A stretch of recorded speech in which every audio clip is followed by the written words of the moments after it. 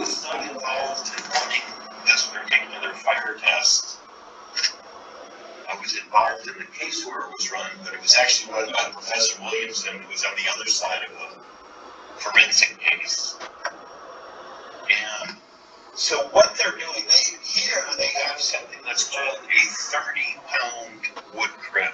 It is a standard ignition source, rarely used. And what the technician is doing in this case is he's pouring, looks like maybe 500 milliliters, maybe even just 250 milliliters of heptane onto this, what's called Excelsior bed. This is just straw.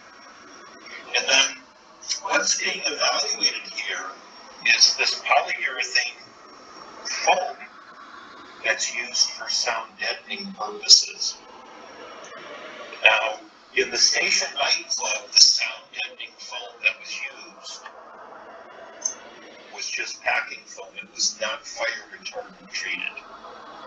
This is the material that's actually designed for sound deadening in studios.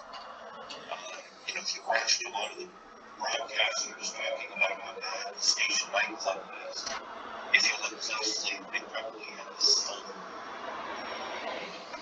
installation. Some people use this, particularly these days. People are automatic work from home.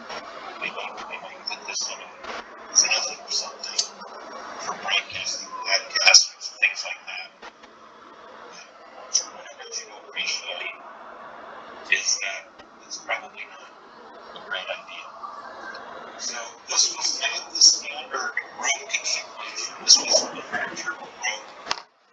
The reason for that was to be more representative of the actual fire event. And really, if you look at this,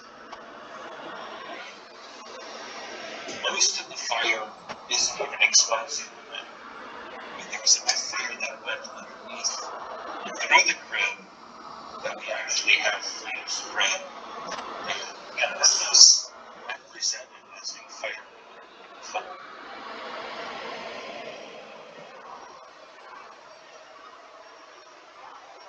Just to get a better view, they've kind of the camera. When you have exposed foam, again, you're going to see this rain of fire. Just look at the speed of fire spread. And as I heard it, I think the laboratory was very concerned. So we have flash over